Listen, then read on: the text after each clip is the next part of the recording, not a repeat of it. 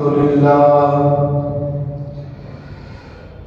لله وكفى وسلام على عباده الذين اصطفى أما بعد فأعوذ بالله من الشيطان الرجيم بسم الله الرحمن الرحيم شهر رمضان الذي أنزل فيه القرآن هدى للناس وبينات من الهدى والفرقان قال النبي صلى الله عليه وسلم من صام رمضان إيمانا واحتسابا غفر له ما تقدم من ذنبه أو كما قال عليه الصلاة والسلام صدق الله العظيم وصدق رسوله النبي الكريم ونحن على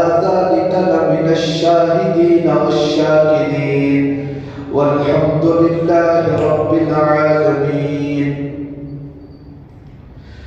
بزرگان محترم، عزیز دوستو،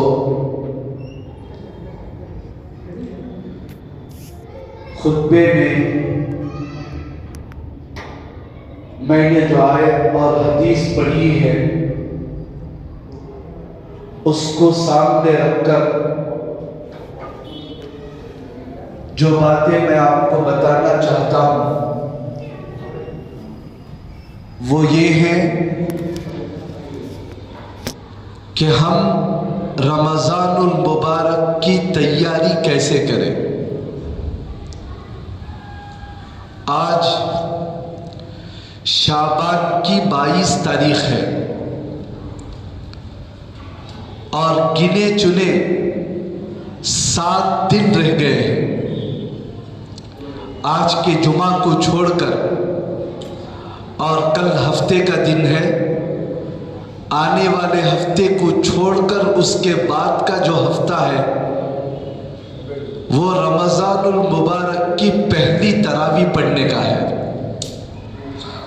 ہفتے کے دن پہلی تراویح ہوگی اور اتوار کے دن پہلا روزہ ہوگا. تو گنے چنے 6-7 دن باقی رہ گئے ہیں. تو ان دنوں میں مجھے اور آپ کو رمضان کی کیا تیاری کرنا ہے؟ رمضان کا مہینہ کیا ہے؟ اللہ کے نبی علیہ الصلاۃ والسلام ایک حدیث میں فرماتے ہیں اگر میری امت کو معلوم ہو جائے کہ رمضان کیا ہے تو میری امت یہ تمنا کرے گی کہ پورا کا پورا سال رمضان ہو جائے. اللہ نے قرآن پاک میں رمضان کا تعارف کروایا، انٹروڈکشن کروایا. سال کے 12 مہینے ہیں، کسی مہینے کا اللہ نے تعارف نہیں کروایا، لیکن رمضان کے بارے میں فرمایا شہر رمضان الذی انزل فیہ القرآن ہدی للناس وبینات من الہدی والفرقان. رمضان کا مہینہ وہ مہینہ ہے جس میں میں نے قرآن مجید کو اتارا جو لوگوں کے لیے ہدایت ہے، کھلی ہوئی نشانیاں ہیں قرآن مجید میں. شعبان کے بارے میں، رجب کے بارے میں، ربیع الاول کے بارے میں کسی مہینے کا اللہ نے تذکرہ نہیں کیا. نام لیا ہے تو صرف رمضان کا نام لیا ہے. اور کسی بڑے کی زبان پر کسی کا نام آ جانا اس کی ہمت اور افزائی کو بڑھا دیتا ہے. جیسے کوئی ہمارے گاؤں میں ملک کا پی ایم آ گیا یا سی ایم آ گیا، وہ تقریر کر رہا ہے اور اپنے اسپیچ کے درمیان ہم میں سے کسی کا ایک نام لے لے، فلاں آدمی میرا اچھا دوست ہے یا میرے اس کے اچھے تعلقات ہیں، تو اسپیچ ختم ہونے کے بعد اس آدمی کا مقام بڑھ جاتا ہے. بھائی یہ تو بہت اونچی ہستی سے تعلق رکھا ہوا ہے، اس کو سی ایم پہچانتا ہے، اس کو پی ایم پہچانتا ہے، لوگوں کے دلوں میں اس کی عزت بیٹھ جاتی ہے. کسی بڑے کی زبان پر نام آ جانے سے جب لوگوں کا مرتبہ بڑھ جاتا ہے تو اللہ خود جس مہینے کا نام لے اس مہینے کا مقام اور مرتبہ کیا ہوگا. رمضان کا مہینہ روحانی بارشوں کا مہینہ ہے. جیسے سال میں ایک مرتبہ زمین پر پھیلے ہوئے درختوں کے لیے اللہ نے بارش کا مہینہ رکھا ہے. جب بارش ہوتی ہے ندی، تالاب اور گلی کوچے یہ سب پانی سے بھر جاتے ہیں اور مرجھائے ہوئے درخت سرسبز و شاداب ہو جاتے ہیں، ہریالی ہر طرف دکھائی دینے لگتی ہے. ایسے ہی بنجر دل پر جو سال کے 11 مہینے گناہوں میں، غفلت میں، اللہ سے دور، قرآن سے دور، اللہ کے ذکر سے دور، غفلت میں جو لوگ زندگیاں گزار رہے ہیں، ایسے لوگوں کے لیے روحانی بارشوں کا مہینہ ہے. سال کے 11 مہینے اللہ کے بندے اللہ کی رحمت کو تلاش کرتے ہیں، لیکن رمضان کا مہینہ اللہ کی رحمت بندوں کو تلاش کرتی ہے. بہانہ بنا کر اللہ اپنے بندوں کی رمضان کے مہینے میں مغفرت کر دیتے ہیں. یہ رمضان کا مہینہ نیکیوں کا سیزن ہے. یہاں دنیا میں ہم لوگ دیکھتے رہتے ہیں، املی کا سیزن ہے، آم کا سیزن ہے، مرچی کا سیزن ہے، کپڑوں کا بھی ایک سیزن ہے. جب وہ سیزن آتا ہے تو لوگ کتنے بزی ہو جاتے ہیں، کھانے پینے کا وقت بدل جاتا ہے، کسی پروگرام میں جانے کے لیے وقت نہیں ملتا. کہتے ہیں کہ یہ سیزن ہے، خوب کما لیں گے، بعد میں گھومیں گے، بعد میں پھریں گے، بعد میں آرام کریں گے، تھوڑی بہت نیند کی قربانی سیزن میں دے دیں گے، بعد میں آرام سے سو جائیں گے. آم والوں سے جا کر پوچھو، املی والوں سے جا کر پوچھو، رات 12-1 بجے تک جاگتے ہیں. کیوں بھائی اتنی قربانی دیتے ہیں؟ بس 2-3 مہینے کی قربانی، اس کے بعد سال بھر سوتے رہیں گے سیزن جانے کے بعد. تو جیسے سیزن آنے پر لوگ بزی ہو جاتے ہیں، ایسے ہی رمضان کا مہینہ نیکیوں کا سیزن ہے. جب یہ مہینہ آتا ہے تو ہم لوگوں کو بھی نیک اعمال میں ایسا مصروف ہو جانا چاہیے کہ اس کے علاوہ کہیں ہمارا دھیان نہ جائے. اللہ کے رسول صلی اللہ علیہ وسلم نے صحابہ کرام کو ایک مرتبہ فرمایا، ماذا یستقبلکم وماذا تستقبلون، تمہیں معلوم ہے کہ تم کس کا استقبال کرنے والے ہو، کون تمہارے پاس آنے والا ہے، کچھ معلوم ہے؟ حضرت عمر رضی اللہ عنہ نے پوچھا، اللہ کے رسول کیا بات ہے؟ کیا کوئی اہم جنگ پیش آنی ہے یا کوئی اہم وحی آئی ہے؟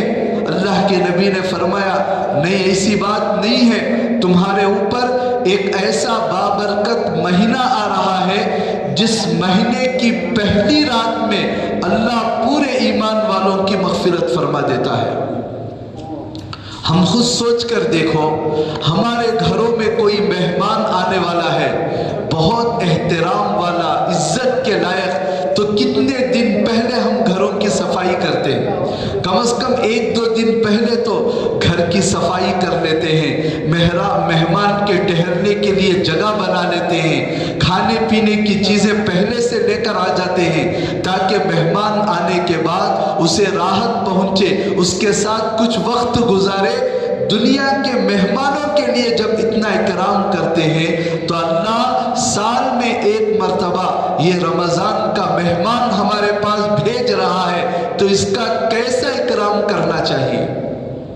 اگر اس مہینے کا اکرام نہیں کیے، جیسے ہمارے گھروں میں مہمان آیا اسے پوچھ کر بھی نہیں دیے، اور جیسے اسے کھلانا پلانا چاہیے تھا ویسا احترام نہیں کیے تو دوبارہ وہ مہمان کبھی ہمارے گھر آنا پسند نہیں کرتا۔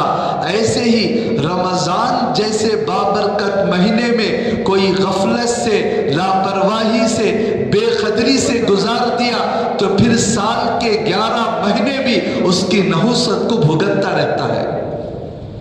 حضرت مجدد الفسانی رحمت اللہ علیہ فرماتے ہیں رمضان کا مہینہ سال کے 12 مہینوں کے لیے مقدمہ ہے۔ مقدمہ کا مطلب رمضان جیسا گزرے گا اس کے اثرات سال کے 11 مہینوں پر بھی پڑیں گے۔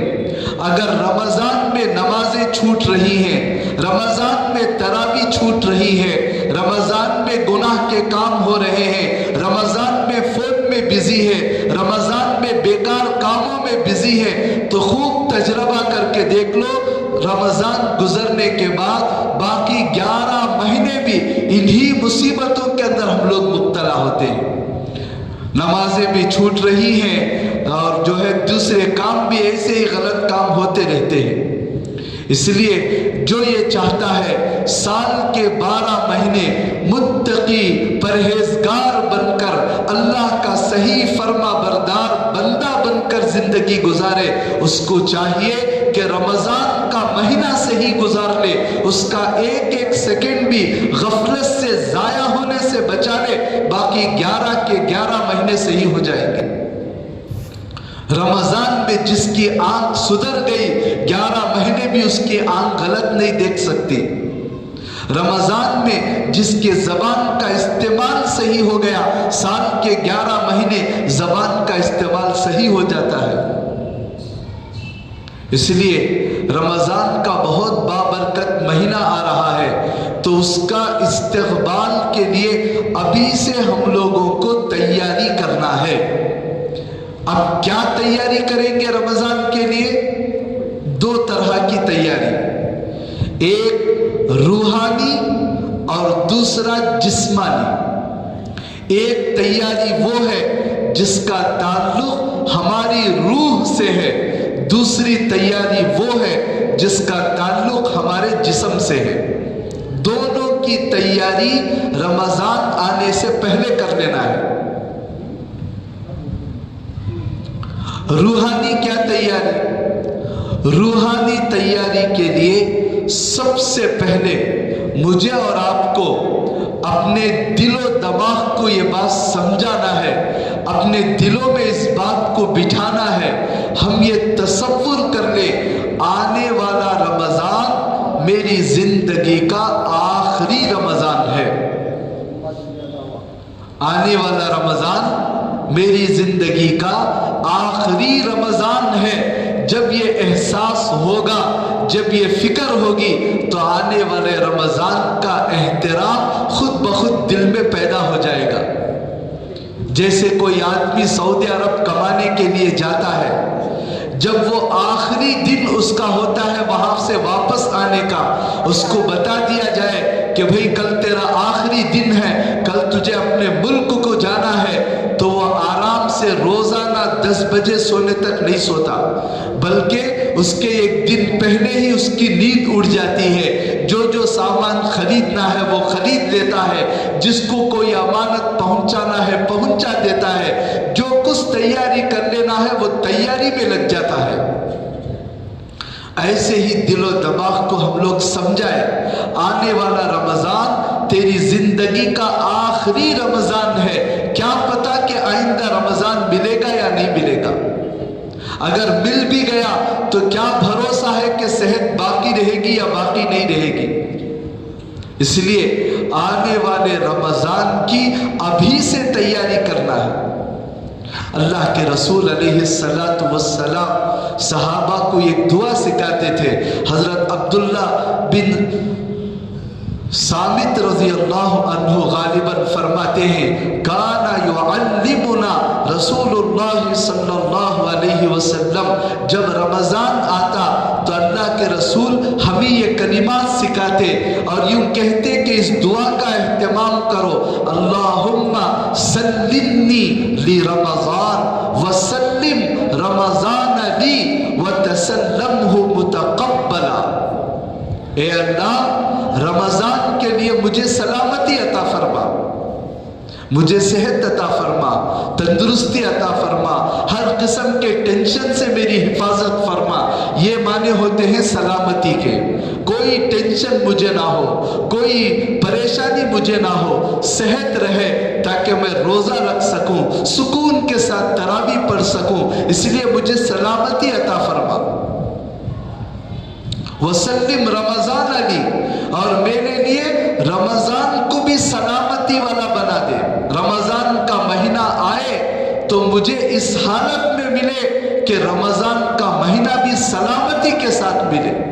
چند سال پہلے کرونا کے زمانے میں رمضان ملا تھا، کیا حالت تھی، چاہتے ہوئے بھی مسجد میں قدم نہیں رکھ سکتے تھے۔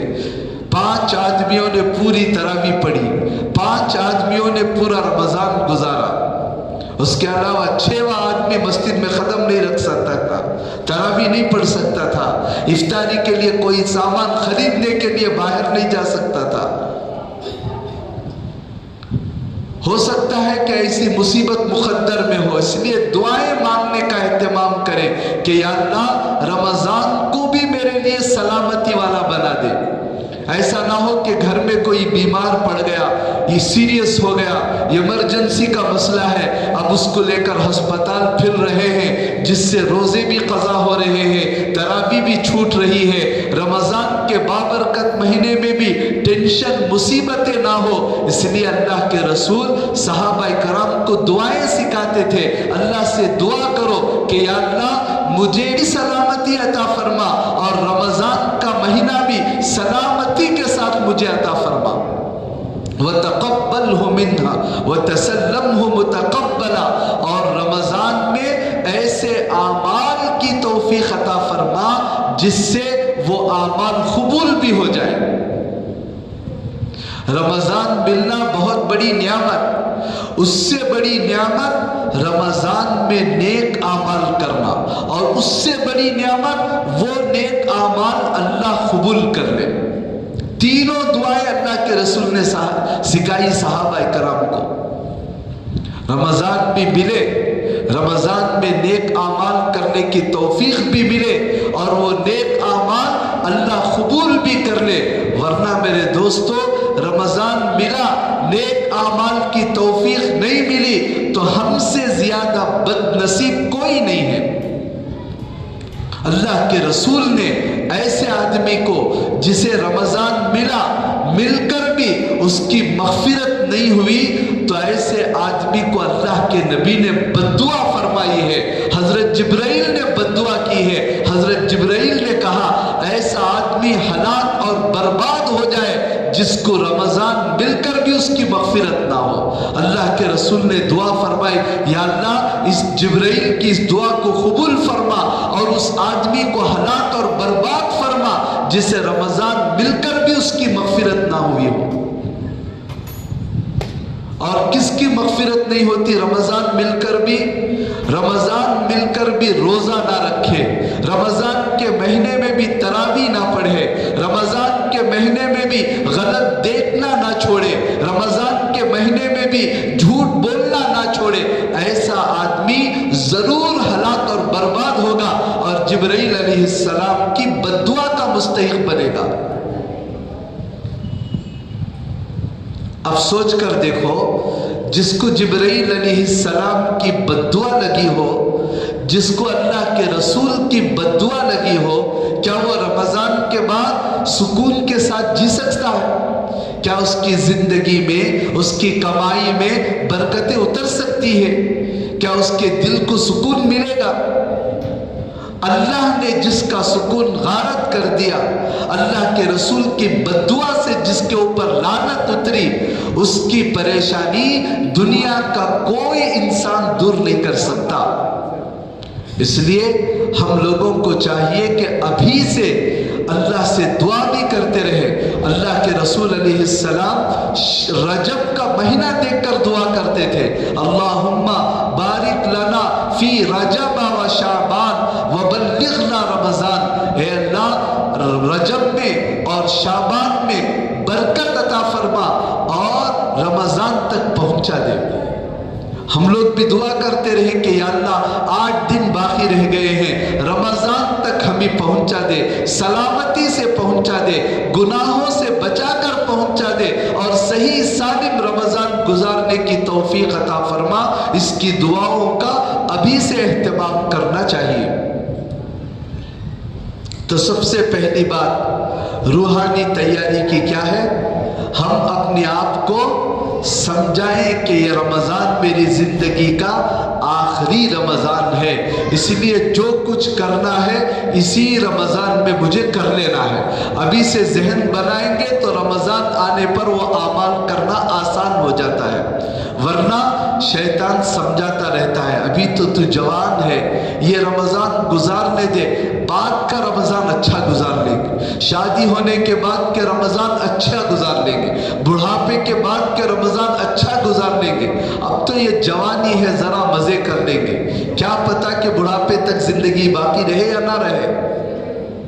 اس لیے ابھی سے اپنے آپ کو یہ سمجھانا ہے کہ یہ رمضان میرا آخری رمضان ہے۔ اور دوسرا کام، ابھی سے عبادتوں کی عادت ڈال لینی چاہیے۔ صحابہ کرام کے بارے میں آتا ہے رمضان شروع ہونے سے پہلے شعبان کا جب چاند دیکھتے تو اسی وقت سے قرآن مجید کی تلاوت کثرت سے کرتے تھے، پہلے سے کثرت کیا کرتے تھے، اسی مہینے سے شعبان کے مہینے سے قرآن مجید کی تلاوت کثرت سے کرتے تھے اور ذکر کا اہتمام شروع کر دیتے، تہجدوں میں اٹھ کر پڑھنا شروع کر دیتے اور مال کی زکوٰۃ شعبان میں نکال دیا کرتے تھے تاکہ کوئی غریب، کوئی مفلس، اس کا بھی رمضان صحیح معنی میں گزر جائے، اس کے لیے بھی سحری اور افطار کا انتظام ہو جائے، غریبوں کے لیے بھی عید کے لیے کچھ سامان خریدنے کا موقع ملے اور اس کا رمضان بھی ٹینشن کے بغیر سکون سے گزرے۔ اس کے لیے صحابہ کرام اپنی زکوٰۃ شعبان کے مہینے ہی میں نکال کر دے دیتے تھے اور لین دین بالکل شعبان ہی میں ختم کر کے بند کر دیتے۔ اب رمضان میں تجارت کی کوئی بات نہیں، جو کچھ لینا ہو لے لیتے، دینا ہو دے دیتے۔ رمضان میں لین دین کے مسائل، جھگڑے جھمیلے صحابہ پسند نہیں کرتے تھے۔ آج ہماری حالت الٹی ہو گئی، ابھی رمضان قریب آ رہا ہے تو ابھی سے ہم لوگ سوچتے ہیں کھجور کا بزنس نہیں کرنے والا بھی کھجور کا بزنس شروع کر دیتا ہے، وڑے اور سموسے کا بزنس نہیں کرنے والا بھی وڑے سموسے کا بزنس شروع کر دیتا ہے، کپڑے نہیں بیچنے والا بھی کپڑے کا بزنس شروع کر دیتا ہے۔ ہر کوئی سوچتا ہے رمضان میں کون سا ایسا بزنس کھول لوں جس کی وجہ سے مجھے خوب نفع ہو جائے۔ شریعت منع نہیں کرتی، کماؤ، خوب کمائے، لیکن میرے بھائی رمضان کی بھی تو کچھ قدر ہونا چاہیے۔ رمضان صرف کھانے، کمانے، سونے کے لیے تو نہیں آتا۔ جیسے ہم لوگ آج کل دیکھ رہے ہیں فجر پڑھے، فجر بھی پڑھنا مشکل ہے۔ رمضان کے شروع کے ایک دن پوری مسجد بھر گئی، دوسرے دن ایک صف کم ہو گئی، تیسرے دن ایک صف کم ہو گئی، 8 دن کے بعد 5 یا 6 صف ہے۔ کس میں؟ رمضان کے مہینے میں فجر کی نماز میں 5-6 صف ہے، تو سوچ کر دیکھو کتنے لوگوں کی نماز قضا ہو رہی ہے، کتنے لوگوں کی۔ پہلے دن تراویح میں 7-8 صف، دوسرے دن ایک صف گئی، تیسرے دن ایک صف گئی، 8-10 دن کے بعد وہی نمازی جو پہلے پڑھتے تھے وہی باقی ہے۔ ایسا رمضان، اب فجر پڑھے تو سو گئے تو ظہر تک سوتے رہے، ظہر کے بعد پھر سوئے، عصر تک سوتے رہے، عصر کے بعد افطاری کے لیے نکلے، مغرب کے بعد چائے پینے کے لیے نکلے، عشاء میں تراویح پڑھی تو نہیں پڑھی، بس ایسے ہی ہمارا رمضان سونے، کھانے، پینے، کمانے میں گزر رہا ہے۔ یہی رمضان صحابہ کے زمانے میں آتا تو شعبان ہی سے تیاریاں کیا کرتے تھے. یہی رمضان تابعین تبع تابعین کے زمانے میں آتا تو شعبان ہی سے اس کی تیاریاں کیا کرتے تھے. اس لیے ابھی سے عبادتوں کا اہتمام کریں، ابھی سے لمبی لمبی نمازیں پڑھنے کی عادت ڈالیں، ابھی سے تہجد پڑھنے کا اہتمام کریں. آدھا گھنٹہ ہم لوگ سحری کھانے میں کھلانے میں لگاتے ہیں، لیکن 10-15 منٹ بھی اللہ کے پاس مانگنے کی توفیق نہیں ملتی. کتنی محرومی کی بات ہے. رمضان کا مہینہ ہر دن اور رات میں اللہ کا وعدہ ہے ایک دعا ایمان والے کی ضرور قبول ہوتی ہے. ہر دعا اگر شرائط کے ساتھ ہو تو وہ قبول ہوتی ہی ہے، کوئی دعا رد نہیں ہوتی. لیکن ایک دعا تو اللہ کا وعدہ ہے اللہ ضرور قبول کرتے ہیں. اس لیے راتوں میں بھی دعاؤں کا خوب اہتمام اور دن میں بھی دعاؤں کا خوب اہتمام، اس کے ساتھ ساتھ نوافل کا خوب اہتمام رمضان میں کریں. رمضان میں ایک نفل کا درجہ فرض کے برابر ہوتا ہے اور ایک فرض کا درجہ 70 فرائض کے برابر ہوتا ہے. بھاؤ بڑھ جاتا ہے رمضان میں، نیکیوں کی قیمت بڑھ جاتی ہے. ایک ایک نیکی پر 70 نیکیاں، اور اگر خلوص ہو، تقوی پرہیزگاری ہو تو پھر 700 تک نیکیاں بڑھ جاتی ہیں. ایک ایک نیکی کا مقام 700، 7000 بلکہ 7 کروڑ تک پہنچ جاتا ہے. نیکیاں لوٹنے کا زمانہ ہے. اسی لیے روحانی اعتبار سے بھی یہ تیاری ہم لوگ کریں. پہلے ہی سے عبادتوں کا اہتمام، دعاؤں کا اہتمام، صدقہ خیرات کا اہتمام، لمبی لمبی نمازیں پڑھنے کا اہتمام، دیر تک دعائیں مانگنے کا اہتمام ابھی سے پریکٹس کر لیں، ابھی سے عادت ڈال لیں تو رمضان میں بھی عادت پڑے گی. ورنہ یہ سوچیں کہ رمضان آئے گا تو میں شروع کروں گا، اچانک جو شروع کرتا ہے وہ اچانک ختم بھی ہو جاتا ہے. جیسے تیز کوئی آدمی 2 ویلر میں 120 کی سپیڈ میں جا رہا ہے، فوراً سڈن بریک مارے تو کیا حالت ہوگی؟ فوراً نیچے گر جائے گا، گاڑی بھی خراب ہو جائے گی، اس کے خود گھٹنے پھوٹیں گے، ناک پھوٹے گی، زندہ بھی رہنا مشکل ہے. تو ایسے یہ سمجھے کہ فوراً رمضان آنے کے بعد میں اچھا بن جاؤں گا، 1-2 دن کے بعد سڈن بریک پڑ کر پھر معمول ہو جائے گی گاڑی. اسی لیے ابھی سے عادت ڈال لیں، ابھی سے ہر قسم کے گناہوں سے بچنا، ہر قسم کی جو نیکی ہو ابھی سے اس کی تیاری میں لگنا. یہ روحانی تیاری ہے. اور جسمانی تیاری کیا ہے؟ جسمانی تیاری یہ ہے کہ جو بیمار ہیں وہ اپنی صحت کا رمضان سے پہلے ہی چیک اپ کرا لیں. بہت سارے لوگ علاج کرنے کے لیے بنگلور جاتے ہیں، کچھ لوگ حیدرآباد بھی جاتے ہیں، لیکن رمضان میں علاج کا پروگرام نہ رکھیں. جو کچھ کرنا ہو پہلے ہی سے تیاری کر لیں. میری صحت روزہ رکھنے کے قابل ہے یا نہیں، اور اس حالت میں مجھے روزہ رکھنے کے لیے کیا دوائیں لینا ہے، کیا پرہیز کرنا ہے، پہلے ہی سے پورا چیک اپ کر کے اپنے آپ کو، اپنے جسم کو روزے کے لیے تیار کر لیں. اور دوسری تیاری جو عام طور پر ہم سے ہوتی ہے وہ کیا ہے؟ ہم لوگ رمضان کے 8-10 دن سے عید کی شاپنگ شروع کرتے ہیں. اپنے لیے کپڑے لینا، بیوی بچوں کے لیے کپڑے لینا، اور بہت سارے لوگ شاپنگ کے لیے بنگلور جاتے ہیں، کچھ لوگ حیدرآباد جاتے ہیں اور کچھ لوگ بمبئی بھی جاتے ہیں. کیسے مہینے میں؟ ایسے بابرکت مہینے میں. اور بہانہ یہ بناتے ہیں سفر میں روزہ چھوڑنے کی اجازت ہے، اس لیے روزہ بھی گئی، تراویح بھی گئی، قرآن پاک سننے کا معمول بھی ختم ہو گیا. رمضان میں تراویح کے اعتبار سے بھی 2 سنتیں ہیں. ایک ہے پورے 30 دن بھی جب تک رمضان باقی رہے 20 رکعت تراویح پڑھنا، یہ الگ سنت ہے. مکمل قرآن مجید کو سننا یہ الگ سنت ہے. دونوں سنتوں میں ہم سے غفلت ہوتی ہے. بعض لوگوں کو تجارت کے اعتبار سے سفر ضروری ہوتا ہے، بعض لوگ دعوت و تبلیغ کے اعتبار سے بھی سفر کرتے ہیں، تو ایسے لوگوں کے لیے بتایا گیا کہ بھائی کم از کم شروع کے 10 دن آپ قرآن مجید سن لو مکمل، اس کے بعد جہاں جیسا موقع ہو تراویح پڑھو۔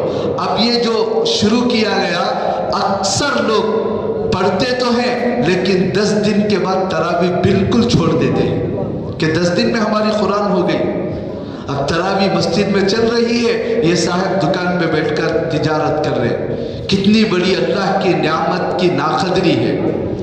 اس لیے جس کو واقعتاً سفر کرنا ضروری ہے، قرآن چھوٹنے کا اندیشہ ہے، ایسے لوگ 10 دن میں تراویح سن لے، باقی دن جہاں موقع ملے، جس مسجد میں موقع ملے وہاں پر پڑھ لے۔ بعض لوگ تراویح کے سلسلے میں یہ بھی غلطی کرتے ہیں، ایک دن ایک مسجد میں، دوسرے دن دوسری مسجد میں، تیسرے دن تیسری مسجد میں۔ ایسا کرنے سے بھی تراویح کے اندر ناغہ پیدا ہو جاتا ہے، قرآن چھوٹ جاتی ہے۔ ایک مسجد میں ایک ترتیب رہتی ہے، کسی مسجد میں امام صاحب ایک دن میں 1.5 پارہ پڑھاتے ہیں، کسی مسجد میں 1 پارہ پڑھاتے ہیں، کسی مسجد میں 1.25 پارہ پڑھاتے ہیں۔ جہاں جہاں الگ پڑھے گا تو کہیں بھی قرآن مکمل نہیں ہوگا۔ اس لیے ایک ہی مسجد میں مکمل تراویح پڑھنے کا اہتمام کریں۔ اور تراویح جیسے آج کل ہوتا ہے، ہم لوگ پہلے ہی چنتے ہیں ایسی مسجد کو جہاں سب سے پہلے تراویح ختم ہو جائے۔ تراویح کا ثواب سوچ کر دیکھیں، رمضان کے مہینے میں اللہ کے سامنے کھڑے ہونے کر قرآن مجید کو نماز کی حالت میں پڑھنا، 1 حرف پر 100 نیکیاں، اور رمضان کی 1 نیکی 70 نیکیوں کے برابر، 1 حرف پر 700 نیکیاں۔ صرف الحمدللہ رب العالمین پڑھتا ہے تو تقریباً 40-50 ہزار نیکیاں ملتی ہیں، ایک آیت کے اوپر، ایک سجدے کے اوپر کتنے نیکیاں۔ تو 20 رکعت کے اندر کتنا قرآن مجید ہم لوگ سن رہے ہیں، کتنی آیتیں سن رہے ہیں، کتنی ہزاروں نیکیاں ہم لوگ مل رہے ہیں۔ اس لیے اس کو خوشی سے برداشت کرنا چاہیے۔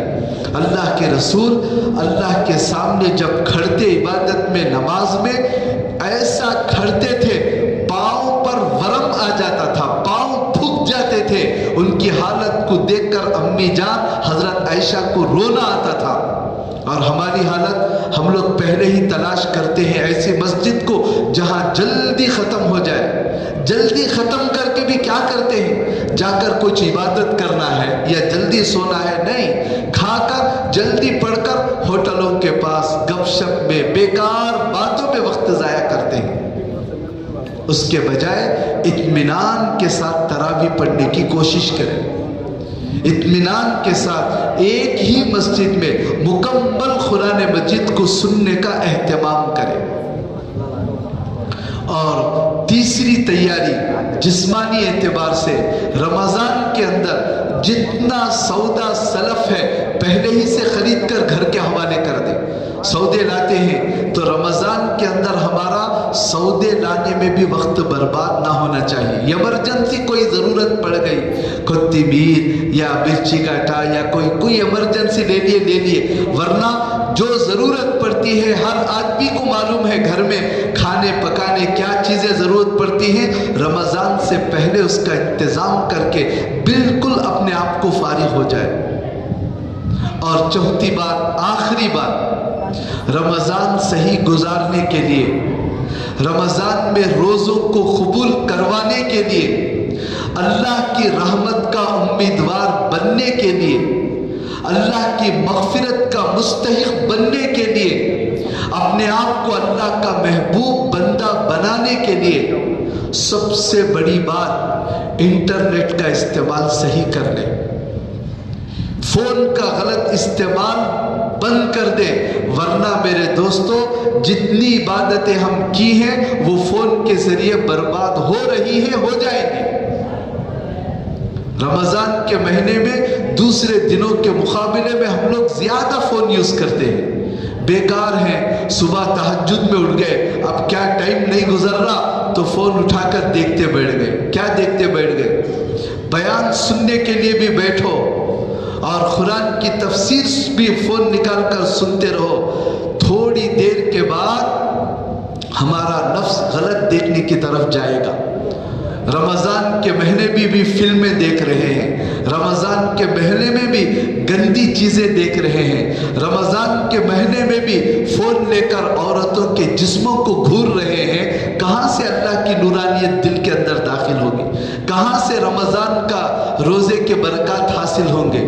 رب صائم لیس من صیامہ الا الجوع، اللہ کے نبی فرماتے ہیں بہت سارے روزہ رکھنے والے ایسے ہیں جن کو بھوکا رہنے کے سوا کچھ بھی نہیں ملتا۔ کیوں؟ جتنی نیکیاں کی ہیں وہ سب آنکھوں کے راستے سے برباد ہو رہی ہیں۔ گپ شپ نے، واٹس ایپ میں اور فیس بک کے اندر گھنٹوں ہمارے برباد ہو جاتے ہیں۔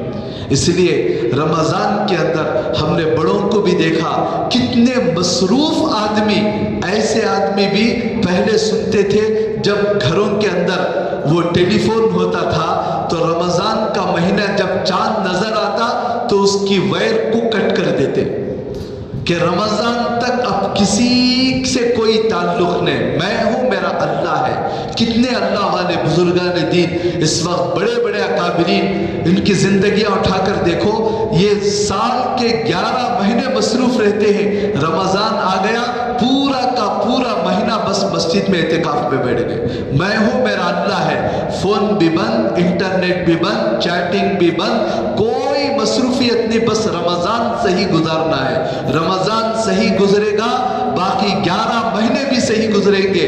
رمضان کے اندر یہ حرکتیں، یہ گندی چیزیں دیکھنا، اس کے اندر ملوث ہونا سال کے 11 مہینے بھی بگاڑتے ہیں۔ ہم چاہتے ہیں کہ ہمارا رمضان صحیح گزرے، تو میری گزارش یہی ہے کہ انٹرنیٹ کو بند کر دیں۔ بس ضرورت کے وقت پر فون آیا بات کریں گے، کسی کو فون کرنا ہے فون اٹھائیں گے، باقی واٹس ایپ، فیس بک اور انسٹاگرام، جتنے سوشل میڈیا کے ایپ ہیں سب ایک مہینے کے لیے اللہ کے لیے بند کر دیں۔ وہ ایک مہینہ کیا کھولیں گے؟ صرف قرآن۔ کیا پڑھیں گے؟ اللہ کا ذکر۔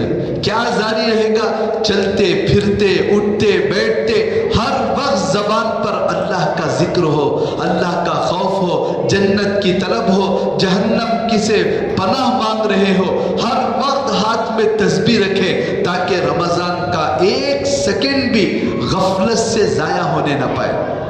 پہلے سے نظام بنائے تو بنا سکتے ہیں۔ میں بار بار ایک شعر کہتا ہی رہتا ہوں، تو ہی نہ چاہے تو بہانے ہزار ہیں، سر اگر سلامت رہے تو ٹوپیاں ہزار ہیں۔ جس کا سر ہے پہننے کے لیے ہزاروں ماڈل کے ٹوپیاں ہیں، جس آدمی کے دھڑ میں سر ہی نہیں ہے کون سی ٹوپی لے جا کر کہاں پہنائیں گے؟ ویسے جس کے دل میں خود رمضان کی قدر ہے، رمضان صحیح گزارنے کے لیے ہزاروں راستے ہیں، خود دل میں تمنا نہیں، شوق نہیں، تڑپ نہیں، کڑن نہیں، تو پھر اللہ بھی بے طلبوں کو توفیق نہیں دیتے۔ أَنُلْزِمُكُمُوهَا وَأَنْتُمْ لَهَا كَارِهُونَ، اللہ فرماتے ہیں تو خود سدھرنا نہیں چاہتا، تو خود گناہوں سے بچنا نہیں چاہتا، تو میں بھی تجھے گناہوں سے نہیں بچاتا۔ تو خود پہلے تیرے اندر طلب ہو، میرے اندر سب سے پہلے طلب ہو، اس کے بعد اللہ کی توفیق بھی ملتی ہے۔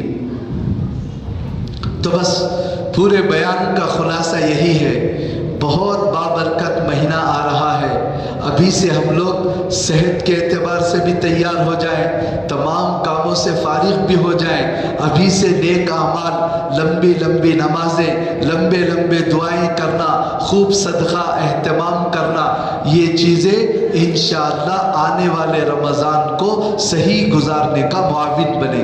اللہ سے دعا ہے کہ اللہ ہم سب کو سنی ہوئی باتوں پر عمل کرنے کی توفیق عطا فرمائے، رمضان المبارک کو صحیح گزارنے کی اللہ ہم سب کو توفیق عطا فرمائے۔